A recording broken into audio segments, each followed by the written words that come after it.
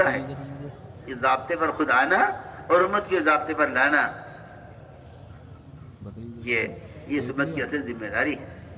اور یہ امت افضل امت ہے اس لیے، یہ امت افضل امت ہے صرف اس لیے کہ اللہ تعالیٰ نے اس امت کو دعوت اس امت کو معمور کیا ہے۔ یہ اس امت کے افضل امت ہونے کے لیے شرط ہے،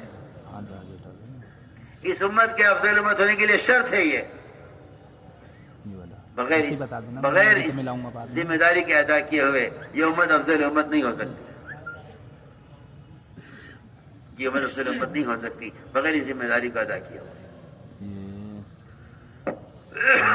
امام المحدثین ابو ہریرہ رضی اللہ عنہ خود فرماتے ہیں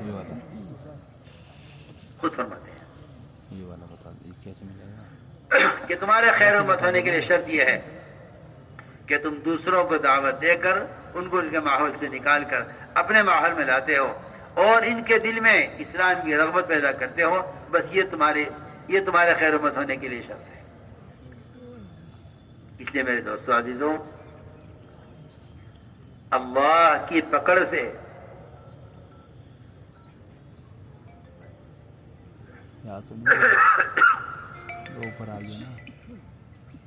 اللہ کی پکڑ سے اور اس کے عذاب سے بچنے کے لیے، اور صاف بہتر طور پر عرض کر دیتا ہوں، غیروں کے حوالے ہونے سے بچنے کے لیے،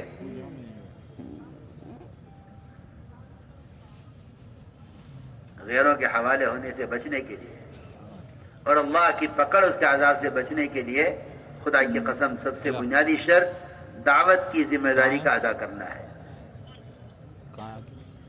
ورنہ قرآن حدیث بھرے ہوئے ہیں اس سے کہ اگر یہ امت دعوت چھوڑ دے گی، وحی کی برکات سے، دعاؤں کی قبولیت سے، آگے کہہ دیتا ہوں حدیث کی روشنی میں کہ ظالم بادشاہوں کے تسلط سے یہ بچ نہیں سکتی، دعاؤں کی قبولیت سے محروم، وحی کی برکات سے محروم۔ اور صحیح حدیث ہے کہ اگر اس امت نے دعوت کا کام چھوڑ دیا تو اس امت پر ظالم بادشاہ مسلط کیے جائیں گے اور یہ ان کے تسلط کو اللہ والوں اور مشائخ کی دعاؤں سے ختم نہیں کر سکیں گے۔ یہ حدیث ہے جو میں کہہ رہا ہوں، یہ صحیح حدیث ہے جو میں کہہ رہا ہوں، یہ صحیح روایت ہے جو میں بیان کر رہا ہوں کہ اگر یہ مسلمان دعوت چھوڑ بیٹھے، اللہ ان پر ظالم بادشاہوں کو مسلط کریں گے اور ان کو ظلم سے اللہ والوں کی دعاؤں کے ذریعے بھی نجات نہیں پا سکیں گے۔ یہ حدیث کا مفہوم میں عرض کر رہا ہوں۔ اگر اس امت نے امر معروف چھوڑ دیا، نہی منکر چھوڑ دیا، تو اللہ ان پر ظالم بادشاہوں کو مسلط کریں گے جن کے فیصلے سارے ان کے لیے ظلم کے ہوں گے۔ سیدھی بات ہے، 9:30 سیدھی بات۔ 2 منٹ ہے۔ اور یہ ان کے ظلم سے اور یہ ان کے تسلط سے بچ نہیں سکیں گے۔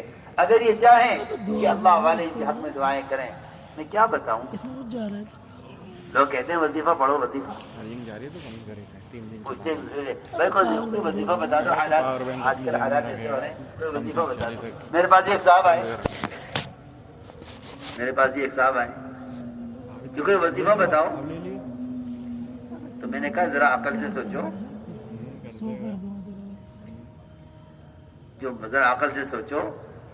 جو حالات فرائض کے چھوڑنے سے آتے ہیں وہ وظائف کے پڑھنے سے درست نہیں ہوتے۔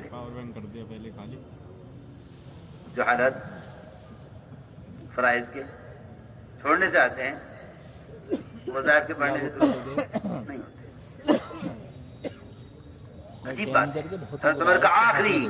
حضرت عمر کی آخری بات ہے دنیا سے جاتے جب نیزہ مارا گیا اور زخم معدے تک پہنچا اور اطباء حضرت عمر کی حیات سے مایوس ہو گئے، تو آخری بات حضرت عمر نے یہ فرمائی تھی کہ جو نماز چھوڑ دے اس کا اسلام میں کوئی حصہ نہیں ہے۔ تو یہ اپنا حصہ زمین سے، مال سے، کارخانے سے، کاروبار سے، آمدنی سے، اپنی انکم سے حصہ کیسے دے دے گا؟ کہاں سے دے گا حصہ؟ سیدھی بات ہے نا بالکل کہ جو نماز چھوڑ دے اس کا اسلام میں کوئی حصہ نہیں ہے، تو حصہ کہاں سے دے دے گا؟ جس دکان میں آپ پارٹنر نہیں ہیں، جس کارخانے میں آپ شریک نہیں ہیں، جس گھر میں آپ کا حصہ نہیں ہے، نہ آپ وہاں قیام کر سکتے، نہ آپ اس کارخانے سے کوئی نفع لے سکتے، نہ آپ اس دکان کی آمدنی سے کوئی پیسہ لے سکتے، کیونکہ آپ کا اس میں حصہ نہیں ہے، سب وہی کھا جائیں گے، آپ کا اس میں حصہ نہیں ہے۔ لونڈی ہوئی تو حضرت عمر فرما گئے ہیں کہ جو نماز چھوڑ دے اس کے اسلام میں کوئی حصہ نہیں ہے۔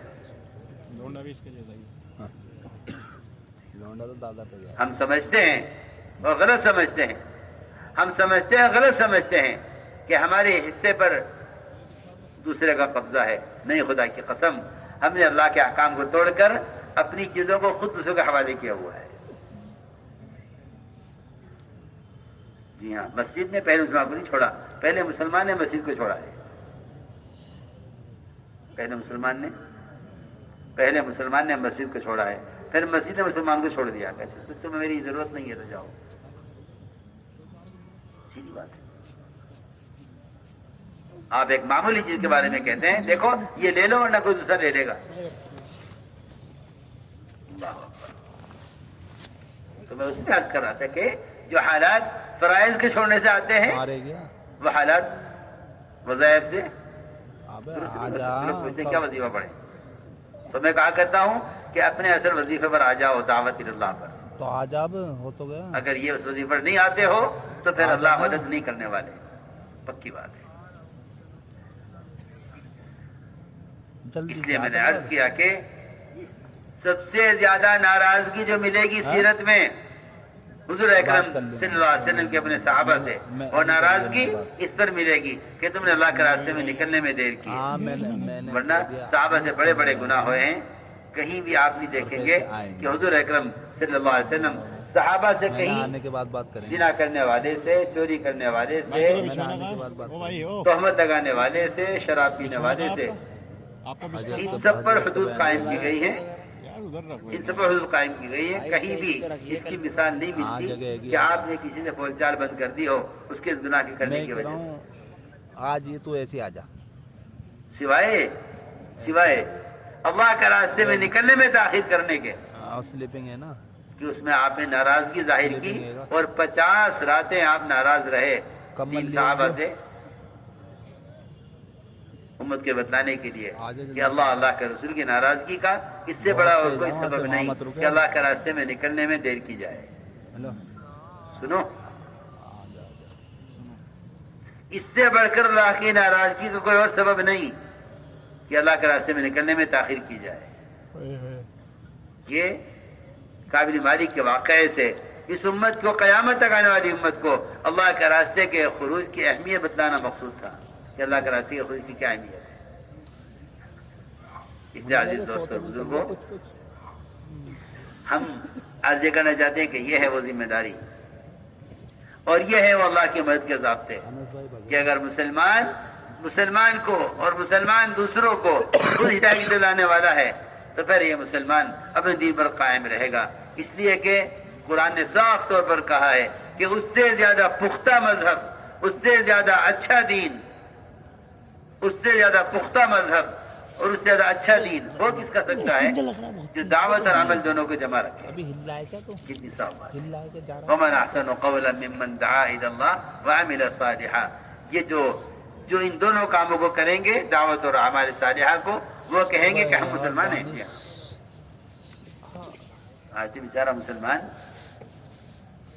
اپنی آئی ڈی دکھا کر کہتا ہے کہ میں مسلمان ہوں اور کوئی ماننے کو تیار نہیں ہے۔ سنو تو صحیح، حالانکہ مسلمان کا تعارف زمین کے کاغذات سے، مسلمان کا تعارف زمین کے کاغذات سے اور جائیدادوں کی فائلوں سے، میں کچھ کہہ رہا ہوں، مسلمان کا تعارف، مسلمان کا توطن زمین کے کاغذات سے، جائیداد کی فائلوں سے یا اپنے بڑوں کے تعارف سے نہیں تھا۔ مسلمان کا تعارف اتباع سنت سے تھا۔ مسلمان کا تعارف اپنے آپ کو مسلمان ثابت کرنے کے لیے، اپنے آپ کو مسلمان کہنے کے لیے کاغذات نہیں طلب کیے جاتے تھے، اپنے آپ کو مسلمان کہنے کے لیے دعوت اور عبادت کو جمع کیا جاتا تھا. یہ قرآن کی آیت کا مفہوم میں عرض کر رہا ہوں. وقال اننی من المسلمین، آخر میں فرمایا کہ جو دعوت عبادت کو جمع کرے گا اس کا مذہب سب سے پکا ہوگا، پختہ ہوگا، اور وہ کہے گا میں مسلمان ہوں. دیکھو کتنی صاف بات ہے. یہ اپنے تعارف کے ضابطوں سے ہٹ کر یہ بیچارہ اپنے کاغذات سے اور اپنی فائلوں سے اپنے آپ کو مسلمان ثابت کرے. نہیں، سیدھی بات ہے. قرآن تو یہ کہہ رہا ہے کہ تم دعوت عبادت کو جمع کر لو تو تم اپنے آپ کو مسلمان، صحیح معنی مسلمان کہنے کے مستحق ہوگے. اور یہی وجہ تھی کہ اسی بنیاد پر تمہارا نام مسلمان رکھا گیا تھا. تمہارا نام تو بدل نہیں سکتا. اللہ نے تمہارا نام مسلمان رکھا ہے، یہ ابراہیم علیہ السلام نے تمہارا نام مسلمان رکھا ہے. ہوا سماکم المسلمین، یہ تو اللہ نے تمہارا نام مسلمان رکھا ہے، اور دوسرا قول یہ ہے کہ ابراہیم علیہ السلام نے تمہارا نام مسلمان رکھا ہے، اس لیے کہ تم ملت ابراہیمی پر ہو. ملت ابراہیمی پر ہونے میں ابراہیم علیہ السلام زیادہ حقدار ہیں کہ تمہارا نام رکھیں. جس کی جو اولاد ہوتی ہے وہ اپنی اولاد کا نام خود تجویز کرتا ہے، اپنی اولاد کا نام خود تجویز کرتا ہے، اپنی اولاد کا نام خود تجویز کرتا ہے. آپ دیکھیں ابراہیم علیہ السلام نے تمہارا نام مسلمان رکھا ہے. تو میرے دوستو عزیزو، یہ پورا مجمع بات سمجھ گیا ہے اور مدد کے ضابطے سمجھ گیا ہے اور اللہ کے وعدوں کے پورا ہونے کے اسباب سمجھ گیا ہے. اس پورے مجمع سے میں عرض کروں گا اس وقت کہ یہ پورا مجمع اجتماعی طور پر دل سے، زبان سے آج اس مجلس میں اب تک کی اپنی پرانی غلطیوں کوتاہیوں پر اللہ سے سچی توبہ کرے. اے اللہ، ہم تجھ سے توبہ کرتے ہیں، ہم سے اب تک جو کچھ ہوا غلط ہوا ہے. ہم آج سے عہد کرتے ہیں کہ تیرے احکام کو پورا کریں گے اور تیرے بندوں کا تیرے احکام پر لانے کی کوشش کریں گے انشاءاللہ. اگر یہ عہد اور واقعی یہ دل سے سچی توبہ ہو جائے تو میں تو سمجھتا ہوں کہ اللہ رب العزت اپنے بندے کی توبہ کی طرف سب سے زیادہ لپک کر متوجہ ہونے والے ہیں. لیکن قرآن میں ہے کہ جب مسلمان 3 حالتوں پر آ جائے، یہ اپنے گناہوں پر ندامت سے اپنی ذات پر تنگ ہو جائے اور اپنی زمین تنگ ہو جائے اور اس کو یقین ہو جائے کہ اللہ کے سوا کوئی نجات کا راستہ نہیں ہے. ثم تاب علیہم لیتوبوا، پھر اللہ متوجہ ہوتے ہیں اپنے بندے کی طرف. اس لیے ہم عزم کریں اس کا کہ انشاءاللہ آج کے بعد ہم 2 چیزوں کو لازم پکڑتے ہیں، ایک دین اور ایک دین کی دعوت. دین اور ایک دین کی دعوت، اس کو ہم لازم پکڑتے ہیں، دین اور دین کی دعوت. تو اللہ رب العزت کی طرف سے پھر اللہ کے وعدے بھی پورے ہوں گے دین کو حاصل کرنے والوں کے لیے، اور جن اعمال کے ساتھ وعدے ہیں ان اعمال کو پورا کرنے والوں کے لیے. اس لیے پورا مجمع اسی سکون سے رہے جس طرح بیٹھ کے بات سنی ہے. اور ہم عرض کریں گے کہ جو علماء سال لگائے ہوئے ہیں